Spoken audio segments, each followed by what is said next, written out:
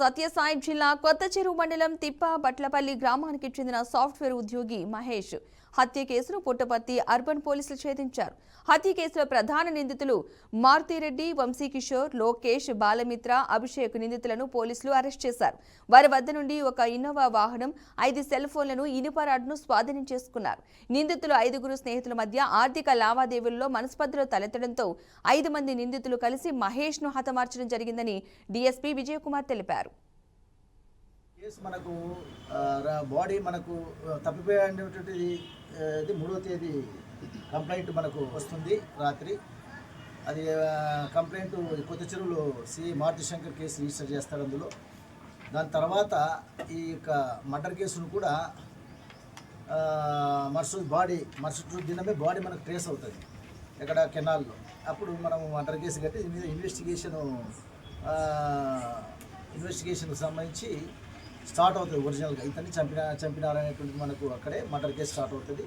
Maximum teams మేము ఇందులో చేయడం జరిగింది. తలమర్ల క్రాసు, పెనుగొండ కొచ్చెరువు దగ్గర ఉన్నటువంటి తలమర్ల క్రాసు అక్కడ అరెస్ట్ చేయడం జరుగుతుంది. వాళ్ళ దగ్గర నుంచి మేము 5 మొబైల్ ఫోన్స్, నేరాలకు ఉపయోగించినటువంటి ఇన్నోవా వెహికల్, తర్వాత 2 మోటార్ సైకిల్స్, అదేవిధంగా క్రైమ్ వెహికల్ రాడ్, ఏదైతే చంపడానికి ఉపయోగించిన క్రైమ్ రాడ్ను కూడా ఈ సాక్ష్యాలు మన కెనాల్లో కూడా మనం వీటన్నిటిని కూడా మనం దీంట్లో రికార్డ్ చేస్తుంటాము. ఈ ఇన్వెస్టిగేషన్ పార్ట్లో ఏదైనా ఉంటే వీళ్ళు ప్రీ ప్లాన్గా ఉందా అనేటువంటి ఆ కోణంలో మేము విచారించాము.